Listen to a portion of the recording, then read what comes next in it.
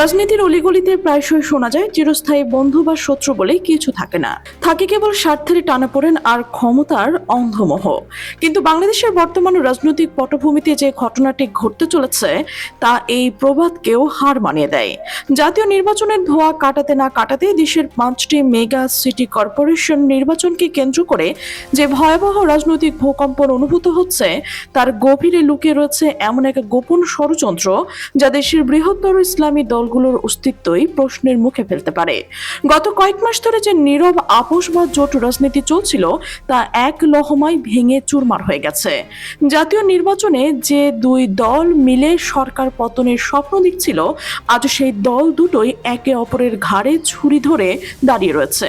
প্রশ্ন হলো, এই আকস্মিক বিচ্ছেদের পেছনের কারণটাই কি? সত্যি কি মেয়র পদের লোভ এত বড় যে তা বছরের পুরনো বন্ধুত্ব বিসর্জন দিতে বাধ্য করলো, নাকি এর পেছনে রয়েছে আরো গভীর কোনো আন্তর্জাতিক বা দেশীয় ষড়যন্ত্র? আমাদের আজকের এই বিশেষ অনুসন্ধানে আমরা সেই আসল সত্যটি তুলে ধরব, যা জানলে আপনি হতভম্ব হয়ে যাবেন।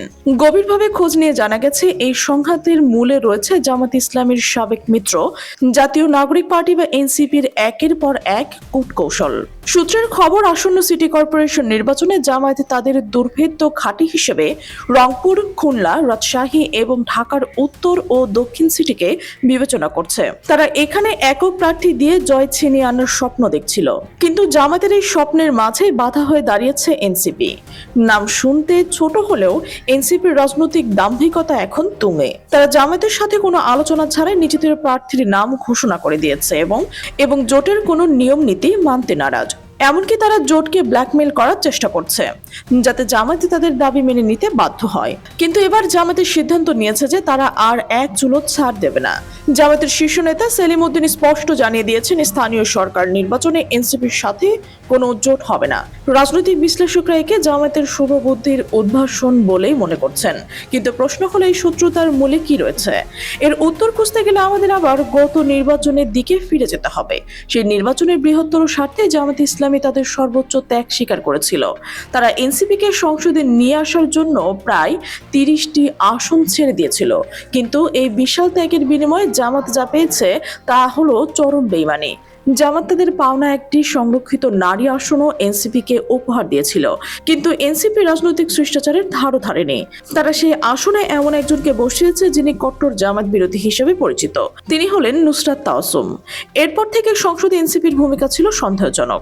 তারা এমনভাবে আচরণ করতে শুরু করলো যেন তারা একই সঙ্গে সবকিছুর মালিক। জামাতকে কোণঠাসা করার জন্য তারা সাইকোলজিক্যাল ওয়ারফেয়ার বা মানসিক যুদ্ধ শুরু করে দেয়। তারা ছড়িয়ে দিতে থাকে জামাতের ব্যর্থ হয়ে গেছে, জামাত আর কোনো অস্তিত্ব নেই। এমনকি জামাতের অন্যতম সাবেক আমির মৌলানা মতিউর রহমান নিজামীর ছেলেকে এনসিপিতে যোগদান করিয়ে দেওয়ার মধ্যে তারা জামাতের ভেতরে ফাটল ধরানোর চেষ্টা করছে। জামাত শিবির থেকে লোকবল ভাগিয়ে নেওয়ার এই নগ্ন প্রয়াস কোনো গোপন রাখা ছিল না। কিন্তু এই পুরো পরিস্থিতির আসল রহস্য উন্মোচন করেছে প্রখ্যাত রাজনৈতিক বিশ্লেষক মোতাহার হোসেন। তার বিশ্লেষণ শুনলে আপনি শিউরে উঠবেন। তিনি দাবি করছেন, এনসিপির আসলে কোনো স্বাধীন রাজনৈতিক দল নয়। এটি হলো জামাতের ভেতরে লুকিয়ে থাকা বিএনপির একটা ট্রোজান হর্স বা গোপন অস্ত্র। মোতাহার হোসেনের মতে বিএনপি অত্যন্ত সুকৌশলে এনসিপিকে একটি ফাঁদ হিসেবে জামাতের জোটে পাঠিয়েছে। তাদের উদ্দেশ্য ছিল দ্বিমুখী। প্রথমত, জামাত জোটের ইসলামিক আবহ বা পরিচয় নষ্ট করা, এবং দ্বিতীয়ত, চরমোনাই পীর সাহেব দলের সাথে জামাতের একটি স্থায়ী সংঘাত তৈরি করা। এর ফলে ইসলামী দলগুলো ভোট ব্যাংক ভেঙে পড়বে, যা বিএনপির পক্ষে সুবিধাজনক। কিন্তু প্রমাণ কোথায়? প্রমাণ লুকিয়ে রয়েছে বর্তমান প্রধানমন্ত্রী তারেক রহমানের কার্যকালে ঘটা এক অদ্ভুত ঘটনায়। প্রধানমন্ত্রী হিসেবে দায়িত্ব গ্রহণের মাত্র 15 দিনের মাথায় এনসিপির নেতা আসিফ মাহমুদের এপিএস এর বিরুদ্ধে থাকা দুর্নীতির পাহাড়সম অভিযোগ কিভাবে যেন জাদুর মতো গায়েব হয়ে গেছে। এটি কোনো কাকতালীয় ঘটনা, নাকি এটাই বিএনপির সাথে এনসিপির গোপন আততের ফল? মোতাহার হোসেন আরো ভয়ঙ্কর একটি তথ্য দিয়েছেন। 12 ফেব্রুয়ারি রাতে যখন নির্বাচন নিয়ে চরম উত্তেজনা বিরাজ করছিল, তখন জামাত ইসলামী এবং মৌলানা মামুনুল হক রাজপথে দুর্বার গণ আন্দোলনের চূড়ান্ত প্রস্তুতি নিয়েছিল। ঠিক তখনই এনসিপির নেতা নাহিদ ইসলাম হঠাৎ ঘোষণা দেন যে তারা সংসদে যাবেন এবং শপথ নেবেন। এনসিপির আকস্মিক বেইমানির কারণে মূলত জামাত জোটের সে আন্দোলন অঙ্কুরে বিনষ্ট হয়ে যায়। বিএনপির কৌশলে এনসিপির মাধ্যমে জামাতের আন্দোলনকে দমন করলো এবং নিজেরা সুবিধা আদায় করলো। এই ট্রোজান হর্স ট্র্যাজেডির মাধ্যমে বিএনপি অবিশ্বাস্যভাবে লাভবান হয়েছে। এনসিপি নামক এই সেকুলার লেভেলের প্লেয়ার দলটি জামাতের সাথে জোটে থাকার কারণে আওয়ামী লীগের বিরোধিতাকারী বা এন্টি ইনকামবেন্সি ভোটগুলো সরাসরি বিএনপির ঝুলিতে পড়েছে।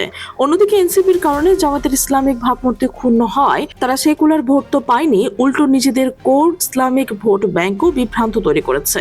এখন সিটি নির্বাচনের মুখে দাঁড়িয়ে জামাত বুঝতে পেরেছে যে তারা একটি ফাঁদ তৈরি করেছে, তাই তারা এবার আর আগের মতো ভুল করতে চাইছে না। এনসিপির দাম্ভিকতার বিএনপির ইশারায় তারা এনসিপির সাথে কোনো আপোষ না করার সিদ্ধান্ত নিয়েছে। এমনকি তারা চমকে দিয়ে ঢাকার দক্ষিণে তাদের হেভিওয়েট প্রার্থী হিসেবে সাদিক কায়েমের নাম ঘোষণা করেছে। জামাত এখানে একটি দুর্দান্ত পলিটিক্যাল গেম খেলেছে। তারা এমনভাবে আলাদা নির্বাচন করার ঘোষণা দিয়েছে যে এনসিপি এখন জামাতকে দোষারোপ করতে পারছে না, কারণ অহংকারের বশে এনসিপি প্রথমে জোট ভেঙে প্রার্থী ঘোষণা করেছে। তবে বিশ্লেষকদের মতে জামাতের জন্য আসল পরীক্ষা এখন শুরু হয়েছে। এনসিপি কখনোই একা নির্বাচন করতে চাইবে না, কারণ তাদের নিজস্ব কোনো সাংগঠনিক শক্তি নেই। তাই তারা এখন খুব শীঘ্রই জামাতের কাছে জোটের দোহাই দিয়ে ইমোশনাল বা আবেগে ব্ল্যাকমেল করতে আসবে। তারা হয়তো বলবে আলাদা হয়ে গেলে বিরোধী দলগুলো শক্তিশালী হয়ে যাবে, কিন্তু জামাতকে এই ফাঁদে পা দিতে হবে না, কারণ এনসিপি আসলে বিএনপির বি টিম। জামাত যদি প্রথমে আপোষ করে তাহলে তাদের রাজনৈতিক মৃত্যু নিশ্চিত। এনসিপি হয়তো কিছু কাউন্সিল পদের লোভ দেখাবে, কিন্তু মেয়র পদে কোনো ছাড় দেওয়া যাবে না। বিশেষ করে 5টি মেগা সিটির মেয়র পদ জামাতের জন্য অত্যন্ত গুরুত্বপূর্ণ, কারণ এই সিটিগুলো ছাড়া জামাতের নিজস্ব কোনো রাজনৈতিক ভিত্তি মজবুত করা সম্ভব নয়। আপনি কি ভাবছেন, জামাত কি পারবে এই ট্রোজান হর্স এনসিপির ষড়যন্ত্র মোকাবেলা করতে, নাকি বিএনপির এই দীর্ঘমেয়াদী পরিকল্পনা সফল হবে? রাজনীতির এই খেলায় যেদিন জামাত নিজেদের সিদ্ধান্তে অটল থাকতে ব্যর্থ হবে, সেদিন তাদের অস্তিত্ব সংকটে পড়বে। এনসিপি যতই বড় বা যতই দম্ভ দেখাক না কেন, মাঠে নেমে ভোট কালেকশন করার মতো কোনো শক্তি তাদের নেই। তারা জামাতের কাঁধে ভর করে এতদিন রাজনীতি করে এসেছে, এখন সময় এসেছে জামাতের সেই কাঁধ থেকে ছেড়ে ফেলার। পরিস্থিতি এখন অত্যন্ত ঘোলাটে এবং যে কোনো সময় বিস্ফোরিত হতে পারে। আগামী দিনগুলোতে জামাতের কৌশলগতভাবে কিভাবে পথ চলবে তার ওপরই নির্ভর করছে জামাত ইসলামের ভবিষ্যৎ। আপনি কি মনে করছেন, জামাতের এই স্বতন্ত্র পথ চলার সিদ্ধান্ত কি সঠিক, নাকি একটি বড় ভুল হতে চলেছে? বিএনপির এই গোপন আদতের বিষয়টি কি সাধারণ মানুষ আগেই বুঝতে পেরেছিল? আমাদের কমেন্ট বক্সে আপনার মূল্যবান মতামত জানান। দেশের অলিগলিতে ঘটে যাওয়া এই রহস্যময় রাজনৈতিক টানাপোড়েনের আসল খবর সবার আগে পেতে আমাদের চ্যানেলটি সাবস্ক্রাইব করুন।